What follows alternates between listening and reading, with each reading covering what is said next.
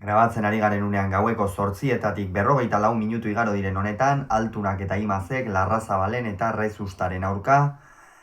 laudion jokatu duten binakako Masters nagusiko lehen jardunaldiko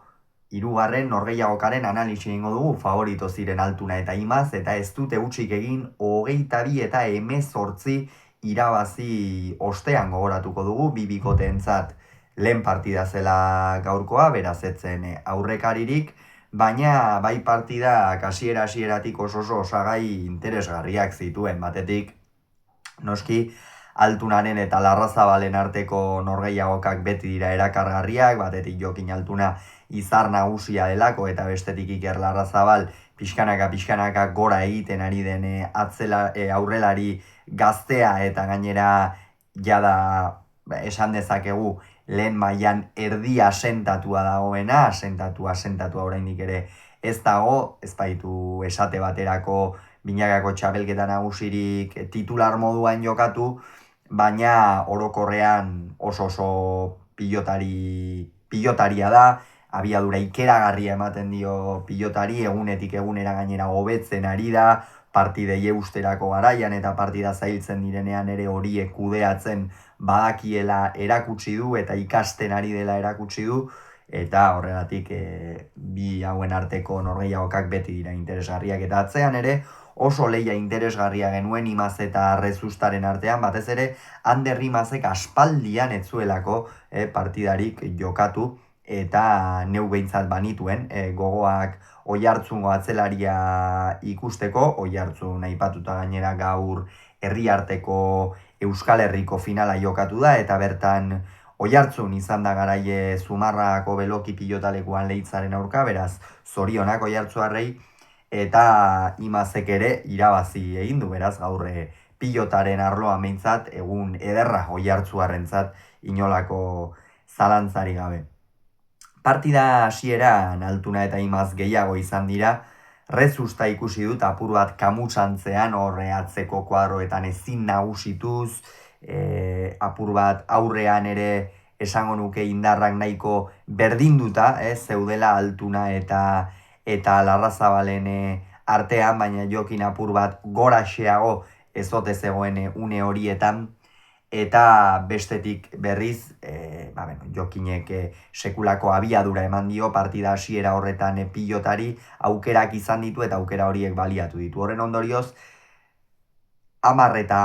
4 aurreratu dira, baina berehala aldatu da partida, hautsita zegoela zirudien, gainera, Iker Larrazabale jokoan sartzen zen, baina Altunari ez zuen ematen edo ez zirudien halako minik egingo otezionik, eta atzean berriz Beñat Rezusta esan bezala ezin nagusituz, baina gerora erabat aldatu da partida, Rezusta Imazi bizkarra nabarmen erakusten hasi zaio, horren ondorioz Jokin Altuna erabat desaktibatu du, eta Anderri atzeko kuadro horietan asko kostatu zaio, ikeragarri sufritu du batez ere norgehiagokaren zati horretan, gainera Larrazabalek ere maila igo du, Rezustak atzean agindu duenez, aurrean ere aukera askoz gehiago etorri zaizkio Ikerri eta bikain baliatu ditu, tanto asko errematearen bitartez eta barra maituz, eta horren ondorioz, 12 eta 11 iritsi dira lehen etenaldira gorriak aurretik, baina jada partida beste bat zen eta bigarren zatian edo zer gertazitekeen. Partidak fase asko izan ditu, eta horietako bat izan da jokaldi polemiko bat, hor Jokin Altunak txokoan utzi du pilota bat, Beñat Rezusta atzetik abiatu da, ongi abiatu ere eta bikain irakurri dio Jokin Altunari mugimendua, baina une horretan Jokin gurutzatu egin zaio, eta nik uste buelta ematekoa zela, baina epaiek ez dute bueltarik eman, ez dute ala interpretatu, eta ondorioz tantoa gorrien alde erori da, eta hor bapatean 4 tanto segidan egin dituzte. Ez diote sake bakar bati ere erantzun, Larrazabalek eta Rezustak, pentsatzekoa zen behar bada bai Larrazabal eta bai Rezusta tanto horren ondorioz partidatik erabat irten direla, eta 17 eta 13ko hori oso emaitza adierazgarria zen horren ostean, baina gero bapatean berriz ere Iker Larrazabalek partidaren aginte makila hartu du nolabaitean, pilota sekulako abiadurarekin mugitu du, eta Jokin berriz ere erabat desaktibatu du, gainera defentsan aritu behar izan du une oro amezketarrak, berriz ere Ander Imazi txakalaldia etorri zaio, Beñatrezustak atzean nabarmen xamarra agindu duela eta hor, hain zuzen ere berriz 18 eta 17 izan dira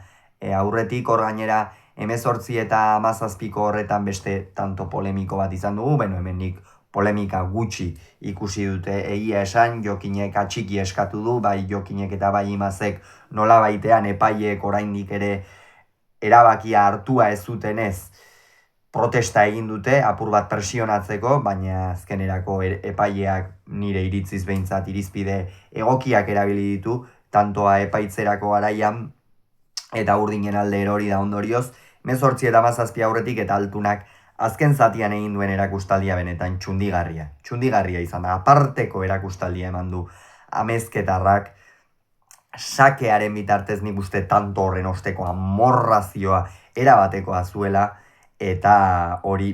plazaratu du, nabarmen Imazek ere azken zati horretan oso egoki jokatu du, sufritu du partidaren zati batzuetan, eta ikusten da oraindik ere behar bada erritmoa hartzea eta kostatzen ari zaiola Oiartzuarrari, batez ere norgehiagoken erritmoa eta bar, baina nik uste gaurkoan irabazi egin dute, eta nik uste txapelketa aurrera doan enean pixkanaka bere maila hartzen joango dela, eta zer hobe gainera ez, Jokin Altuna bezalako pilotari batekin non ikeragarri lagunduko dion eta partida askotan favorito eta nagusi izango diren. Azkenerako Jokinek airearen bitartez, boleaz, denetik, kolore guztietako tantoak egin ditu hormabiko bat ere ikusgarria efektuaren bitartez. Gutxitan ikusi diogu hori gainera Jokini,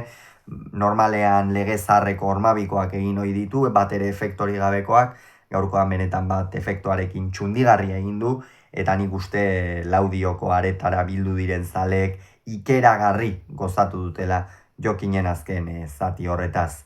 Imazen beste apuntetxo bat ere egin behar dugu, hor atzeko kuadro horietatik eta ohitura handia du, Oiartzuarrak ezker horma jotzeko eta apur bat aurkariari